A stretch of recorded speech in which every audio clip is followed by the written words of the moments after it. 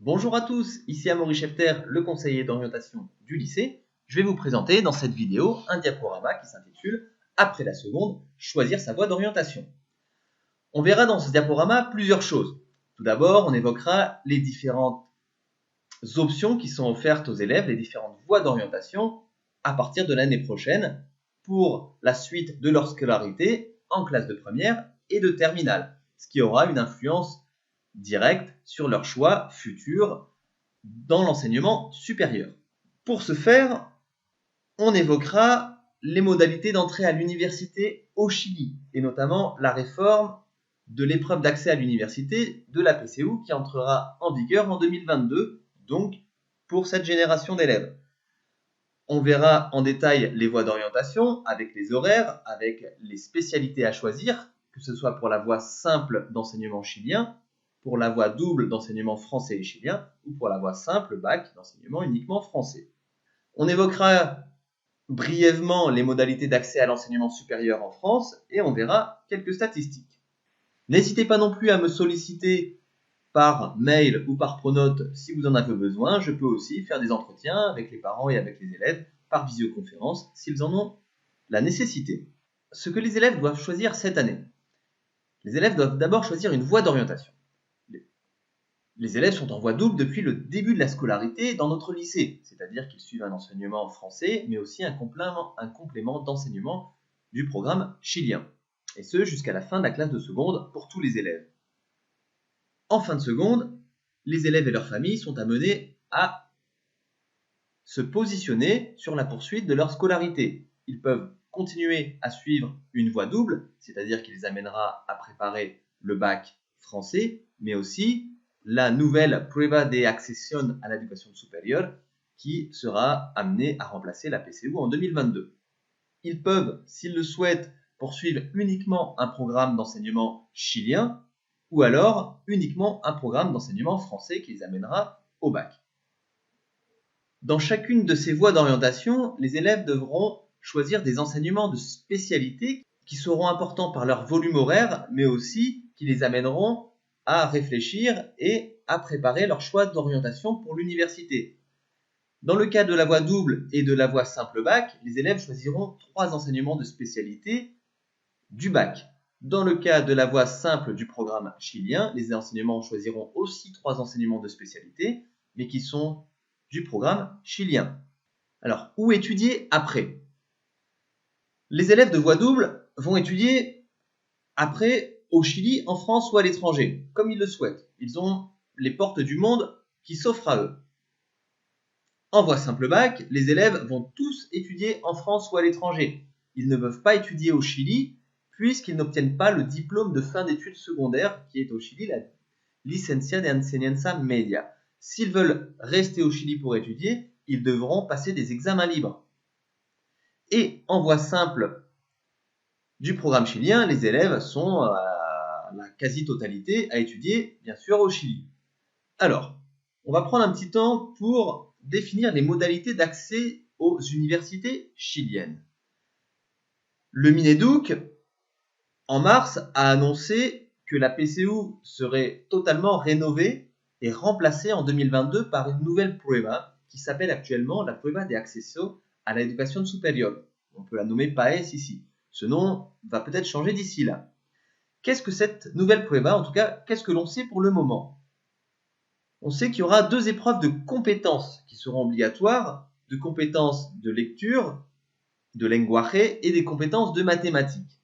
Il y aura aussi une série d'épreuves optionnelles. On n'a pas encore la liste exacte, mais on sait par exemple qu'il y aura une épreuve de mathématiques avancées. Il y aura une réduction du nombre de questions pour chaque épreuve.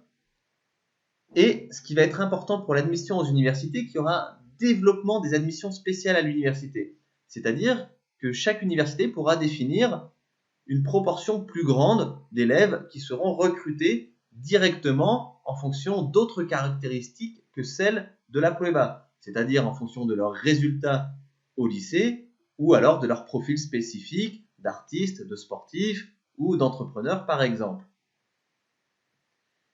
Quatrième changement qui va être important pour nos élèves, et pour tous les élèves d'ailleurs, c'est la possibilité pour les universités de faire baisser l'importance, la pondération de l'épreuve dans l'admission. On le verra après, mais pour être admis à l'université, les universités appliquent des pondérations à différents critères. L'un de ces critères, ce sont les résultats à l'épreuve d'accès à l'université. Actuellement, les universités sont obligées de fixer un minimum de 50% de l'épreuve dans l'accès à l'université. Ça sera en 2022 30%. Donc, ce qui fait que les notes d'enseñanza media, le NEM et le ranking seront plus importants pour l'admission à l'université. On va le voir en détail juste après. Pour entrer à l'université, chaque université prend en compte différents puntajes et applique une pondération en fonction de chaque filière. On peut retrouver ces pondérations en ligne sur le site de chaque université. Il faut savoir qu'en 2022, elles risquent d'être différentes. Ces pondérations seront le puntaje NEM, c'est-à-dire les notas d'enseñanza media, le puntaje ranking, on verra juste après en détail à quoi il correspond, et les résultats à l'épreuve d'accès à l'université, competencias lectoras, competencias matemáticas, et de l'épreuve optionnelle. Comme je le disais tout à l'heure, l'université, si elle le souhaite, pourra augmenter l'importance donnée au puntaje NEM et au puntaje ranking avec un maximum de 70%. C'est-à-dire que si l'université fait ce choix-là, les résultats de l'épreuve de sélection seront moins importants et ils pourront correspondre au minimum à 30% de l'admission totale. Actuellement, on est à 50%. Donc, on voit bien là que l'épreuve d'accès à l'université peut perdre de l'importance. On verra dans les années qui suivent ce que décideront les universités et les pondérations qu'elles appliqueront. En appliquant ces pondérations, on calcule un puntaje total qui est le puntaje ponderado d'admission à l'université. Attention, pour avoir accès aux universités chiliennes, les élèves doivent obligatoirement suivre l'enseignement chilien au lycée afin d'obtenir leur licencia de enseñanza media, c'est-à-dire qu'ils doivent faire la voie double ou la voie simple chilienne. S'ils font la voie simple bac, je le disais tout à l'heure, ils ne peuvent pas accéder directement à l'université et devront passer des examens libres. Le NEM et le ranking. Qu'est-ce que c'est exactement? Le NEM, ce sont les notas de enseñanza media, c'est-à-dire qu'on va calculer une moyenne avec toutes les notes de l'élève de la 3e à la terminale, de primero à cuarto medio. Ces notes qui sont de 1 à 7. Une fois qu'on a cette moyenne, on le convertit suivant une échelle publiée par le Mineduc. Le ranking, c'est un peu plus compliqué. C'est la comparaison du NEM de l'élève avec la moyenne historique du lycée. Il s'agit d'une bonification du NEM de l'élève si celui-ci est supérieur à la moyenne historique du lycée. Quand on parle de moyenne historique du lycée, on parle de la moyenne des 3 générations qui ont précédé les élèves. C'est une bonification, c'est-à-dire que le ranking ne peut pas être inférieur au NEM. Il peut être égal ou supérieur au NEM. Si le NEM de l'élève est supérieur à la moyenne des générations précédentes du lycée, alors son ranking va gagner des points, c'est-à-dire qu'il va augmenter par rapport au NEM. Si le NEM est inférieur ou égal à la moyenne historique du lycée, alors le ranking sera exactement pareil que le NEM. Cette table de conversion, pour convertir la moyenne d'enseñanza media en puntaje NEM, est publiée sur le site du DEMRE ou sur le site du Mineduc, et on voit qu'en 2023, donc ce qui correspond à l'admission pour les élèves de seconde de 2020, va jusqu'à 850, c'est-à-dire qu'un élève qui a une moyenne de 7 sur ses notes d'enseñanza media aura un puntaje NEM de 850. Alors la voie simple chilienne. On a vu tout à l'heure que l'élève pouvait choisir, s'il le souhaite, de suivre un enseignement correspondant à l'enseignement chilien. Cet enseignement, pour la première et terminale, correspondra donc à l'enseignement scientifique et humaniste. Important, toutes les matières seront enseignées en langue espagnole, mis à part bien sûr les enseignements de français et d'anglais. Il y aura quelques heures de français qui sera enseigné comme une langue étrangère. Le programme sera constitué d'un tronc commun et de 3 matières d'approfondissement ou de spécialité. Le tronc commun constitue un peu plus de la moitié du volume horaire total. On y retrouvera les différentes matières que vous retrouvez ici à l'écran. Attention, les heures présentées ici sont des périodes de 45 minutes. En plus de ce plan común de formación générale, l'élève devra choisir 3 enseignements de spécialité de 6 heures hebdomadaires chacun. Ces enseignements correspondent au plan de formación diferenciada. Les enseignements que nous avons actuellement sont les suivants. Attention, on confirmera bien sûr ces enseignements à la fin de l'année. Les élèves devront donc choisir 3 de ces enseignements suivants. En classe de terminale, les élèves pourront changer les enseignements s'ils le souhaitent. Quelques mots sur le baccalauréat. Le baccalauréat, c'est le diplôme de fin d'études secondaires français. Il existe 3 types de baccalauréat. Des bacs généraux, des bacs technologiques et des bacs professionnels. Ici, au lycée, on ne prépare que le bac général. Le bac est obligatoire en France pour entrer dans n'importe quelle université ou dans n'importe quelle école d'enseignement supérieur. Dans les autres pays, le bac fait l'objet d'une bonne reconnaissance, c'est-à-dire qu'il permet aussi l'accès dans différents systèmes éducatifs, que ce soit en Europe ou dans le reste du monde, simplement en le validant, ou alors sera reconnu directement dans certains pays. Pour obtenir le bac, l'élève devra obtenir plus de 10 sur 20 dans les différentes épreuves, en incluant toutes les matières, que ce soit des épreuves finales ou de contrôle continu, avec différents coefficients qui sont appliqués. Si l'élève a moins de 8 sur 20, il n'aura pas son bac, il pourra le repasser l'année d'après s'il le souhaite. Si l'élève a entre 8 et 10 sur 20 au bac, il pourra passer ce qu'on appelle le rattrapage, c'est-à-dire qu'il pourra repasser des épreuves à l'oral pour essayer d'obtenir une moyenne de 10. Les élèves ayant 10 sur 20 au bac seront admis, auront leur diplôme, et ensuite, au-dessus de 12 pourront avoir une mention assez bien, au-dessus de 14 sur 20 une mention bien, et au-dessus de 16 sur 20 une mention très bien. Les épreuves du baccalauréat. Le bac, je le disais tout à l'heure, a été rénové l'année dernière. Donc, le bac actuel se constitue de 2 paramètres. Il se constitue du contrôle continu et des épreuves finales. Le contrôle continu représente 40% de l'obtention du bac. Et le contrôle continu est constitué des bulletins scolaires, c'est-à-dire de toutes les notes de l'élève, qui comptent pour 10%. Ces notes sont de première et de terminale. Mais aussi de 30% des notes aux épreuves communes, c'est-à-dire que durant l'année de première et durant l'année de terminale, l'élève aura des séries d'épreuves communes qui seront un peu comme des devoirs communs, et ces notes constitueront 30% de la note finale. L'élève aura aussi des épreuves terminales, des épreuves finales. En première, l'élève passera le bac français, à l'écrit et à l'oral, et en terminale, il aura 4 épreuves finales.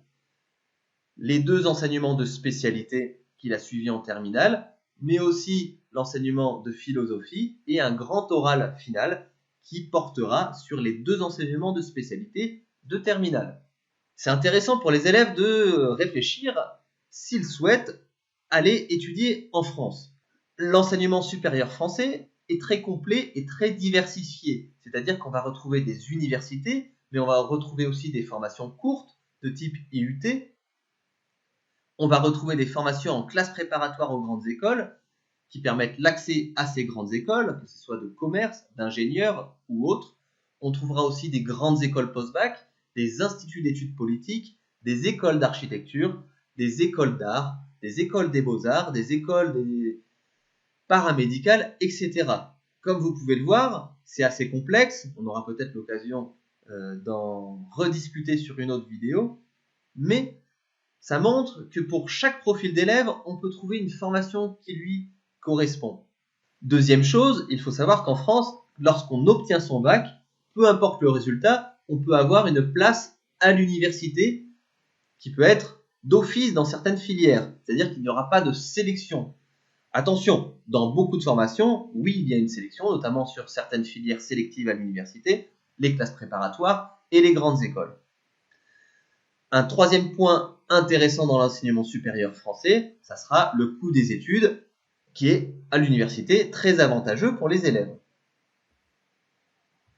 Alors pour entrer dans l'enseignement supérieur en France, lorsqu'il y a une admission sur dossier, sont prises en compte les notes du bac, l'étude du dossier scolaire de première et terminale, c'est-à-dire les résultats, les bulletins scolaires, une lettre de motivation de l'élève pour chaque formation demandée, et aussi ce qu'on appelle la fiche à venir, qui sont les renseignements qui seront donnés par le lycée aux universités, c'est-à-dire des avis des professeurs, des moyennes et aussi l'avis du chef d'établissement. Certaines formations demandent de passer un concours. Lorsqu'il faut passer un concours, l'élève doit passer des épreuves écrites et ou des épreuves orales qui sont présentielles ou alors de plus en plus online. La plateforme d'admission dans l'enseignement supérieur français s'appelle Parcoursup. Cette plateforme, c'est la plateforme unique qui va regrouper la quasi-totalité des formations d'enseignement supérieur français. Donc l'élève, à la fin de son année de terminale qui souhaite postuler en France, formule des vœux de formation sur cette plateforme Parcoursup. Cette plateforme est ouverte pour consultation et regroupe toutes les formations sous forme d'un annuaire qui est consultable par tout le monde. Quelques mots sur une bourse très intéressante qui s'appelle la bourse d'excellence majeure de l'AEFE. Cette bourse permet de financer les études en France, les billets d'avion aller-retour, les droits d'inscription lorsque l'information est payante et aussi fournir des allocations mensuelles à l'élève qui peuvent être assez avantageuses. Attention, cette bourse est offerte seulement aux élèves qui n'ont pas la nationalité française. Les élèves qui ont la double nationalité avec une nationalité française ne sont pas éligibles à cette bourse. Mais tous les élèves qui n'ont pas la nationalité française peuvent postuler à cette bourse. Cette bourse s'obtient après une commission de l'AEFE qui va sélectionner dans le monde les meilleurs élèves. Il faut obligatoirement obtenir une mention bien ou très bien au bac et être admis dans l'enseignement supérieur français. Entrer dans les universités chiliennes avec le bac. Oui, c'est possible dans certaines universités avec lesquelles on a signé une convention. Pour rentrer dans ces universités, l'élève doit obligatoirement avoir suivi la voie double pour obtenir sa licenciatura de enseñanza media et aussi obtenir le bac, voir les conditions précises dans chaque université. Voici les universités qui actuellement ont une convention d'admission par le bac avec nous. On retrouve l'université Adolfo Ibáñez, Alberto Hurtado, Andrés Bello, Los Andes, Santa María, Universidad del Desarrollo, Diego Portales, Finisterrae, Gabriela Mistral, Mayor et la PUC de Valparaíso. On n'y retrouve pas la Católica ni la Chile. Malheureusement, on espère peut-être qu'un jour, on pourra signer une convention avec eux. Alors, rentrons maintenant dans le détail de la voie bac et de la voie double. Lorsque les élèves choisiront la voie bac, ils auront des enseignements communs en première et en terminale. Vous pouvez retrouver les horaires sur le tableau ici. Attention, les horaires présentés ici sont des heures de 55 minutes. Nous travaillons au lycée sur des heures de 45 minutes. Ces enseignements communs constituent le tronc commun à hauteur de 16 heures par semaine et 15h30 en terminale à peu près, auxquels vont s'ajouter éventuellement des accompagnements personnalisés et des accompagnements à l'orientation. L'élève devra choisir des enseignements de spécialité. Il devra en choisir 3 pour la classe de première. Ces enseignements de spécialité durent 4 heures chacun, soit un total de 12 heures d'enseignement spécialité. En classe de terminale, l'élève maintiendra seulement 2 de ces enseignements de spécialité et devra donc en éliminer un à la fin de la classe de première. Et chaque enseignement aura une durée de 6 heures pour un total toujours de 12 heures. Voici la liste des enseignements de spécialité qui sont proposés au lycée. Vous pouvez voir ici le titre des matières. On ne va pas rentrer dans le détail de chaque enseignement de spécialité, on fera une présentation ultérieurement. Mais on peut imaginer par les titres quel type de programme on peut retrouver derrière. À noter que l'enseignement de langue, littérature et culture étrangère peut être fait soit en espagnol, soit en anglais. L'élève pourra aussi éventuellement choisir des enseignements optionnels. Comme son nom l'indique, un enseignement optionnel n'est pas obligatoire. C'est si l'élève le souhaite, s'il souhaite faire un enseignement en plus. On retrouve 3 enseignements optionnels possibles en classe de première et de terminale, le portugais, les arts plastiques et le théâtre. Et en terminale, l'élève pourra choisir un deuxième enseignement optionnel s'il le souhaite, ou un premier s'il n'en a pas choisi en première.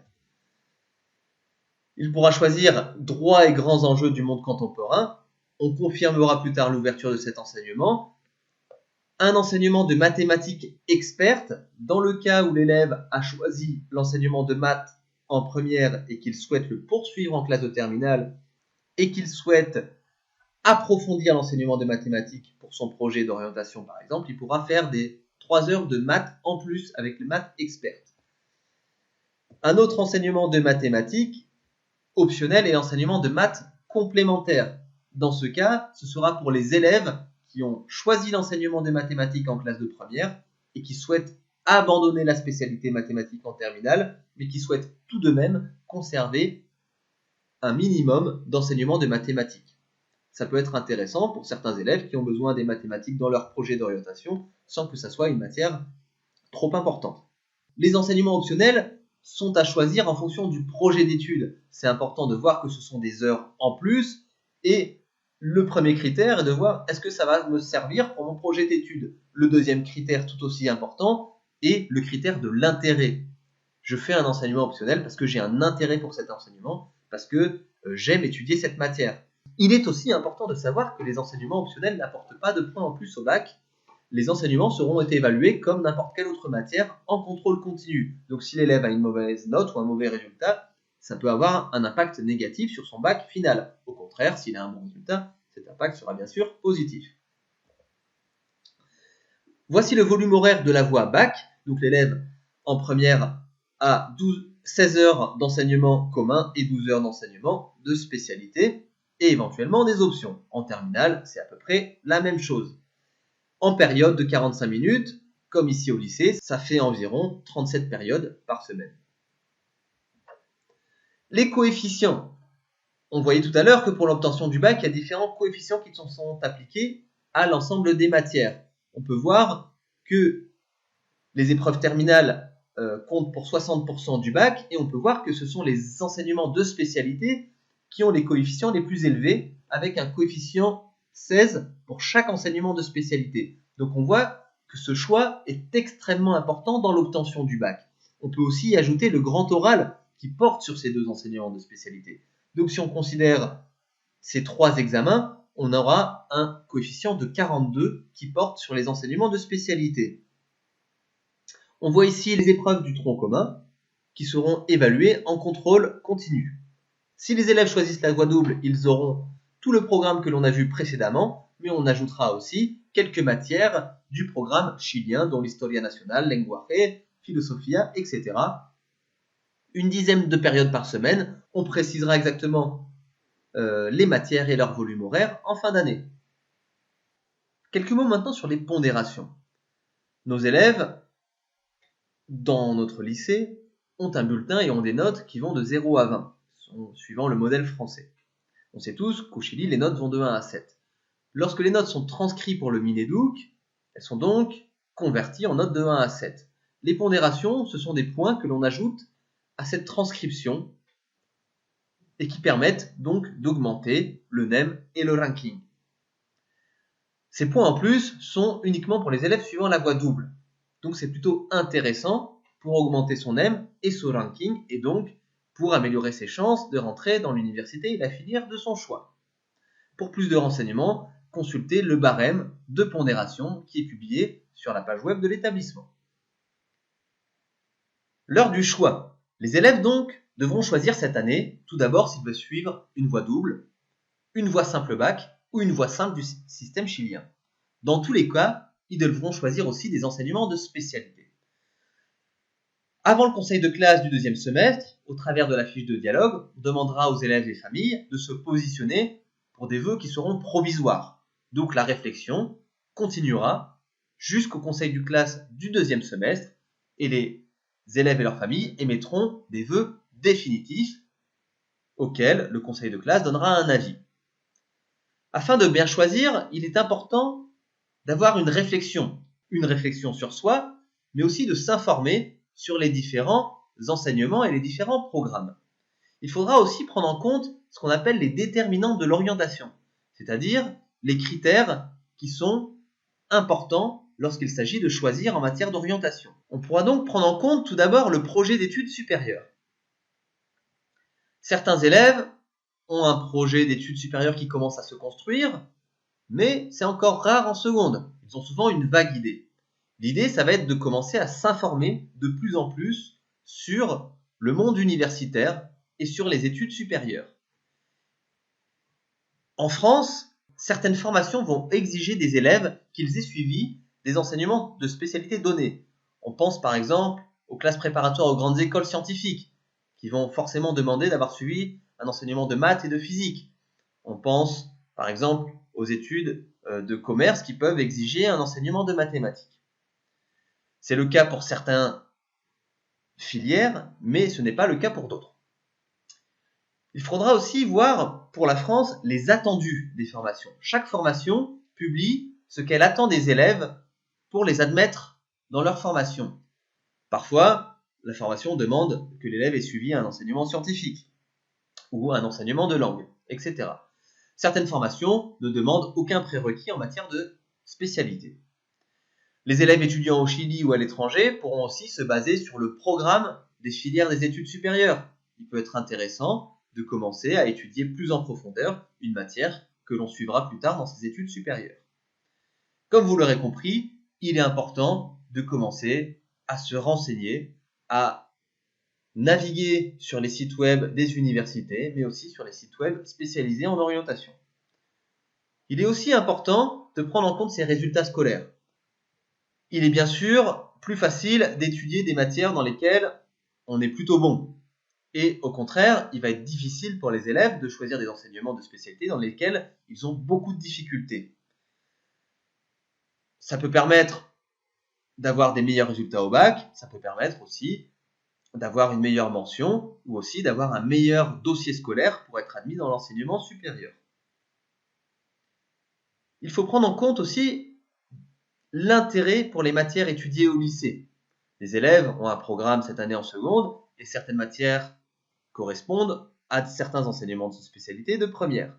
Mais en tout cas, il va falloir prendre en compte ce que l'élève aime, des matières qu'il aime déjà ou certaines matières qu'il aimerait découvrir qui pourraient l'intéresser. Les choix sont toujours influencés par l'extérieur, c'est-à-dire que les parents, la famille influencent les élèves, les pères, les enseignants, l'équipe éducative, ce qu'on peut lire dans les médias, dans les réseaux sociaux, etc. C'est toujours intéressant de se poser la question de ces influences. On peut aussi prendre en compte ses intérêts extrascolaires. Certains élèves ont des activités extrascolaires développées qui leur prend beaucoup de temps. On peut imaginer qu'ils vont choisir une voie d'orientation qui leur demandera peut-être un peu moins d'heures de cours. Ou alors, ils ont un intérêt pour des matières que l'on peut proposer en option. Dans ce cas, il peut être intéressant de prendre une matière optionnelle. Comme vous l'avez vu, cette réflexion n'est pas facile à faire, mais elle est importante. Évidemment, les professeurs principaux et moi-même sont là pour aider les élèves à faire le point sur tous ces déterminants de l'orientation. Voyons maintenant quelques chiffres, quelques statistiques qui peuvent être intéressantes lorsque l'on doit choisir sa voie. Les résultats à la PCU 2019, vous pouvez les voir ici, avec un promedio de lenguaje et mathématica de 644 points. Les résultats du bac qui montrent que les élèves réussissent très bien le bac dans notre lycée avec une réussite l'année dernière de 98% et 77% d'élèves qui ont obtenu une mention au bac. Que font les élèves après leur classe de terminale? Ce sont des statistiques, on voit qu'ils sont 67% à rester à étudier au Chili. On voit aussi que près d'un quart des élèves vont partir étudier en France et qu'à peu près 10% des élèves vont partir étudier à l'étranger. Lorsque les élèves restent étudier au Chili, on voit qu'ils étudient